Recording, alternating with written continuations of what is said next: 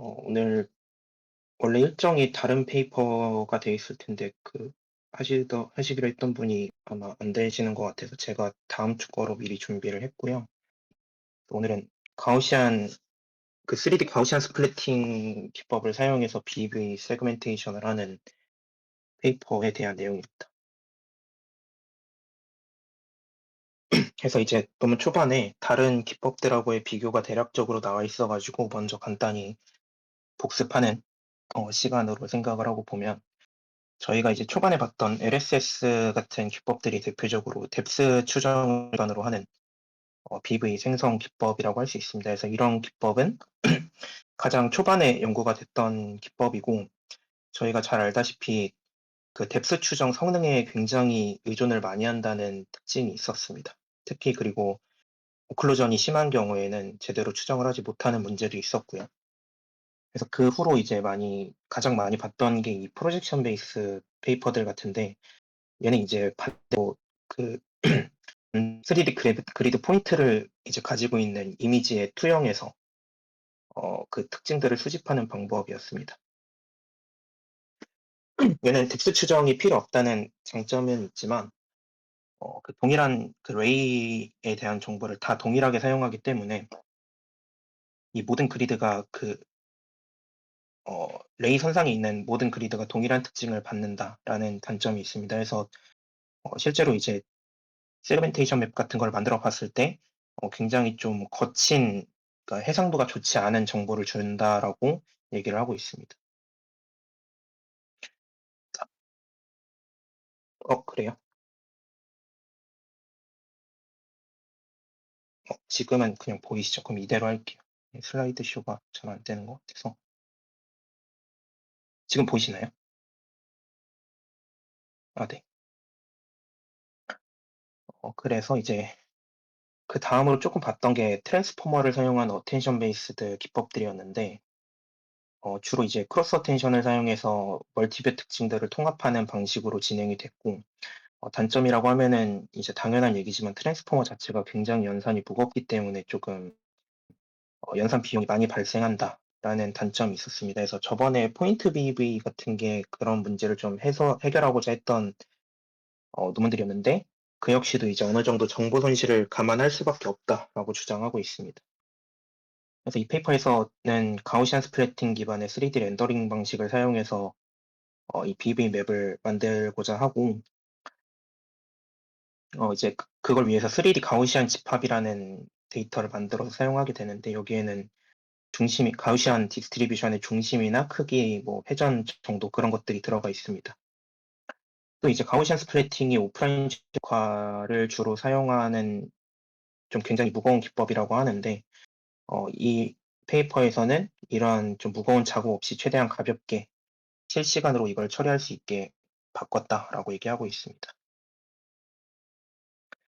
전체적인 프로세스의 오버뷰를 나타내는 그림인데 인풋으로는 저희가 계속 보던 것처럼 6장의 이미지를 사용하고 있습니다. 그래서 이 6장은 당연히 바뀔 수 있어서 n이라고 표시가 되어 있고 이미지 인코딩이 됩니다. 그리고 여기서 내기라고 되어 있는 거는 붙어도 되고 안 붙어도 되는데 주로 이제 BB 피처로 가공하거나 정제하는 그런 중간 인코더의 역할을 한다고 보시면 될 것 같습니다. 그리고 이제 가장 여기서 핵심이라고 할 수 있는 가우시안 제너레이터라는 단계를 거치는데 그렇게 되면 지금 보시는 것처럼 이러한 가우시안 디스트리뷰션 형태의 그 데이터 집합이 생기고 이 집합은 다음과 같은 디멘전을 가지고 있습니다. 그래서 n은 그대로 유지가 되고 HF랑 WF는 피처 맵의 공간 그리드 개수가 되고요. 여기서 C 플러스 11이라고 되어 있는데 이 11은 위치 좌표의 3개가 할당되고 크기 정보의 3개가 할당되고 회전 정보의 4개가 할당되고 불투명도의 1개가 할당됩니다. 그래서 이 위치 좌표는 가우시안 디스트리뷰션이 위치하는 그 중심점의 좌표라고 생각을 하시면 될 것 같고 크기 정보는 그것이 이제 XY, Z축에 대해서 어떤 크기를 가지고 있는지를 나타냅니다. 그리고 회전 정보는 뒤에 좀 더 자세하게 다룰 텐데 얘가 얼마나 틀어져 있는지를 나타내고 불투명도는 일종의 앰플리튜드라고 보시면 될 것 같습니다. 그다음에 이 임에 있어서 얘도 가변성을 갖고 있는 것이고 그 채널 개수라고 생각을 해주시면 될 것 같습니다. 그래서 각 그리드별로 요것들이 나오기 때문에 각 그리드별로 가우시안 디스트리뷰션이 하나씩 할당될 수 있고 그 할당된 가우시안 디스트리뷰션에 이 임베딩 채널에 해당하는 특징들이 같이 존재한다라고 보면 될 것 같습니다. 여기서 BEV 피처 맵으로 레스터라이저화하는 과정을 거치고 그렇게 되면은 이렇게 BEV 피처 맵을 얻을 수 있습니다. 근데 여기서는 그 N개의 서로 다른 이미지에 대한 정보들을 합쳐주는 과정이 들어가기 때문에 이 N 채널이 삭제되고 마찬가지로 이 11개의 정보도 삭제돼서 이 피처 맵의 공간적인 디멘전과 그 우리가 사용하고자 하는 특성 개수로 차원이 바뀌게 됩니다. 이 뒤에는 이제 BB 피처 맵을 사용해서 다른 작업들을 하는 그런 헤드들이 붙게 되고 예를 들어 세그멘테이션 헤드가 붙으면 이런 결과를 얻을 수 있습니다. 그래서 이제 각 부분을 좀 자세히 살펴볼 건데 대부분이 3D 가우시안 제너레이터 부분에 할당을 하고 있습니다. 그래서 이 3D 가우시안 제너레이터에서는 이 이미지 백본과 넥을 거친 이 이미지 피처 맵들이 인풋으로 들어가게 되고 이렇게 서로 다른 6개의 헤드들을 거쳐서 이 가우시안 디스트리뷰션을 예측하게 됩니다. 해서 먼저 이 뎁스 헤드에 대해서 볼 건데 이 뎁스 헤드를 거치면 이 디스파리티라는 정보를 얻게 됩니다. 이건 저희가 전에도 다른 페이퍼에서 봤던 정보인데 깊이에 대한 정보를 담고 있는 파라미터고 실질적으로는 깊이와 반비례하는 파라미터라고 합니다. 그래서 0에서 1 사이의 값을 갖게 되고 그게 이제 이 화살표 정보를 통하는 과정에서 얻을 수 있습니다. 그래서 이렇게 얻은 디스파리티는 다음과 같은 식을 통해서 실제 그 뎁스 정보로 변환이 되는데 지금 보시면은 반비례하는 파라미터라고 했기 때문에 역수 형태로 들어가게 되고 이 앞에 있는 F랑 FA는 일종의 스케일 팩터처럼 작용을 하게 되는데 요 디스파리티를 측정하기 위한 기준 초점 거리가 요 분모에 들어가게 되고 분자에는 실제 그 촬영을 하는 카메라의 초점 거리가 들어가게 됩니다. 그래서 요 파라미터를 스케일 팩터처럼 사용을 해서 이 뎁스를 추정하게 됩니다. 이렇게 하는 이유는 어쨌든 이 네트워크가 주는 저 디스파리티에 관한 정보가 초점 거리에 따라서 달라지는 파라미터이기 때문에 하나의 그 초점 거리를 기준으로 잡아서 정확하게 추정을 하기 위해서 이런 과정을 거친다고 합니다. 다음은 이 3D 옵셋에 있는 네모는 무시하시고요. 요 파란색 네모에 대한 설명인데 이렇게 추정한 뎁스를 가지고 3D 포인트로 다시 매핑을 시켜주는 과정을 거치게 됩니다.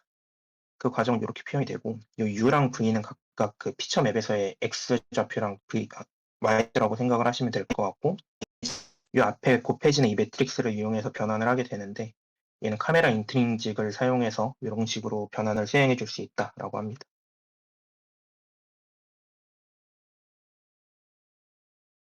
다음으로 이제 오프셋이라는 거를 추가로 추정해 주게 되는데 저희가 그 뎁스베이스의 기법들에서 봤듯이 이렇게 뎁스 추정을 하게 되면은 물체의 그 표면에 해당하는 정보만 우리가 뎁스 정보로 쉽게 얻을 수 있습니다. 그래서 그 정보를 실제 그 객체의 센터에 해당하는 지점으로 조금 밀어주는 값을 여기서는 추가로 사용하고 있습니다. 그래서 그걸 오프셋이라고 하고 실제로는 이제 만들어지는 그 가우시안 디스트리뷰션의 중심점을 찾기 위한 파라미터라고 보면 될 것 같습니다. 그래서 이 오프셋은 이렇게 x, y, z에 대해서 세 개의 값을 가지고 있고 이 값들이 이전에 이 뎁스 추정을 기반으로 한 그 3D 정보에 단순히 더해지는 식으로 이런 식으로 적용이 됩니다. 해서 그 표면에서의 그 3D 정보를 얻었기 때문에 그 표면에서 얻은 3D 정보를 조금 더 밀어가지고 가우시안 디스트리뷰션의 중심에 해당하는 위치로 조금 더 옮겨주는 역할을 해주는 그런 파라미터라고 보시면 될 것 같습니다. 그래서 이렇게 얻은 정보를 두 개를 더해서 이제 일종의 그 가우시안 디스트리뷰션의 중심점을 찾게 되고 다음은 이제 카메라에서 계산된 그 방금 찾은 그 가우시안의 중심 좌표를 월드 좌표계로 변환해주는 과정입니다. 그래서 이때는 카메라 익스트링짓을 사용하고 이동을 시켜주기 위한 TN 벡터 형태인 것 같습니다. 벡터와 회전을 시켜주기 위한 로테이션 매트릭스를 이런 식으로 적용해주는 형태로 수행해주게 됩니다. 이거는 저희가 많이 봤던 내용이니까 넘어가겠습니다. 다음은 이제 로테이션에 대해 관한 내용인데 여기서는 피처 맵으로부터 그 각 픽셀들에 대한 이 얼로센트릭 로테이션을 단위 퀀텀이한 형태로 출력한다라고 되어 있습니다. 그래서 여기서 이 얼로센트릭 로테이션은 해당 픽셀을 통과하는 3D 광학 광선에 대한 상대적인 회전 정보입니다. 이게 무슨 얘기냐면 제가 원래 그림을 하나 더 가져오려고 했는데 빼먹었네요. 이제 그 레이가 만약에 이제 그 표면에 대해서 수직으로 입사를 하는 경우가 되면은 어, 이 얼로센트릭 로테이션은 0이 되고, 만약에 그 표면이 상대적으로 조금 뒤틀려 있으면 그때 그 레이가 들어갈 때 수직 입사를 하지 않고 비스듬하게 들어가게 됩니다. 그런 경우에 그 레이를 기준으로 그 표면이 어느 정도 회전이 되어 있는지를 이제 나타내주는 지표가 요 얼로센트릭 로테이션이라고 합니다.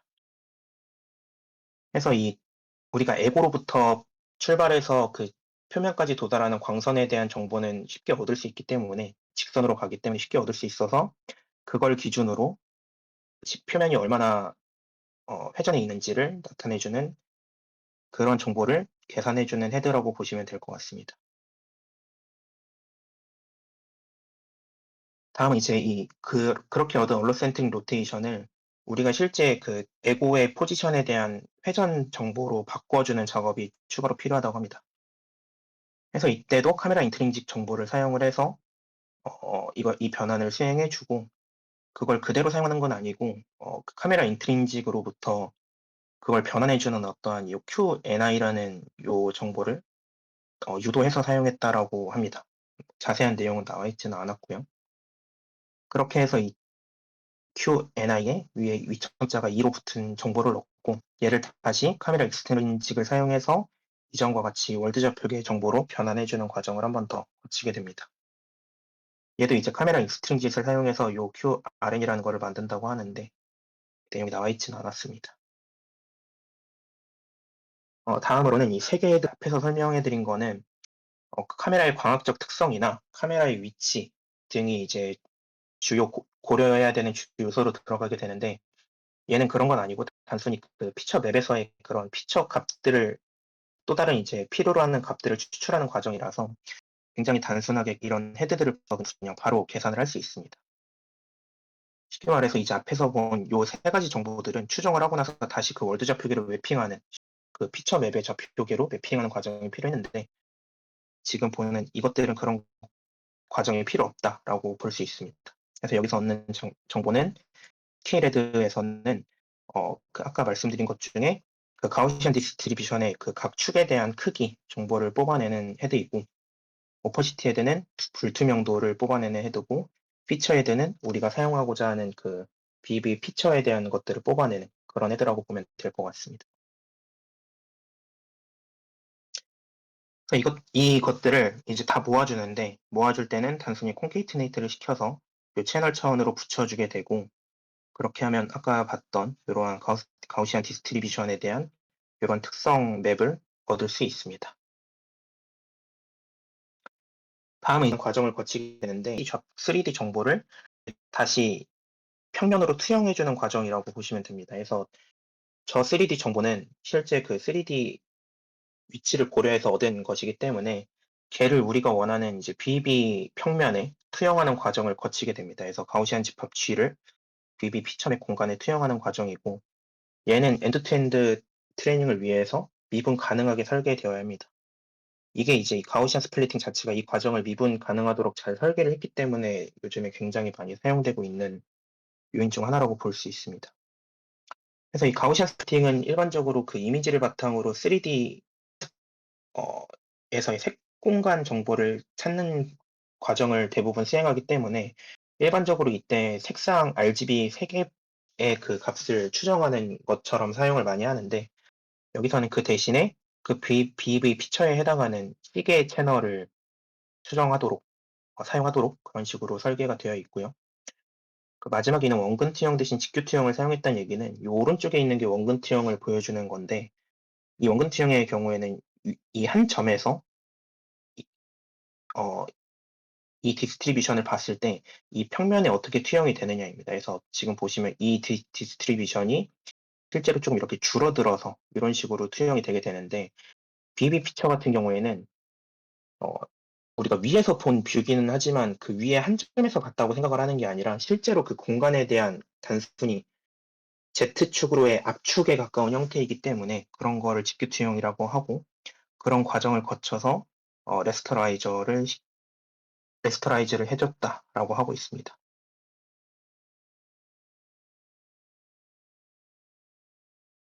다음으로 이제 트레이닝을 위한 로스들에 대한 설명이 간단하게 나와 있는데요. 일단 기본적으로 시멘틱 세그멘테이션 작업을 수행하기 때문에 그걸 위한 로스가 이런 식으로 계산이 된다고 합니다. 여기서 3개의 로스를 같이 사용했고 이제 가장 기본적으로 그 시메틱 세그멘테이션에 사용하는 바이너리 크로스 엔트로피 로스가 들어가 있고 다음으로 센터니스 로스라고 해서 객체 중심에 대한 가중 오차입니다. 해서 최대한 그 객체의 중심을 잘 찾도록 왜냐하면 이 가우시안 디스트리뷰션은 어째 특징을 잘 잡아줬을 때 굉장히 그 세그멘테이션이나 아니면 다른 작업들의 성능이 오고 있습니다.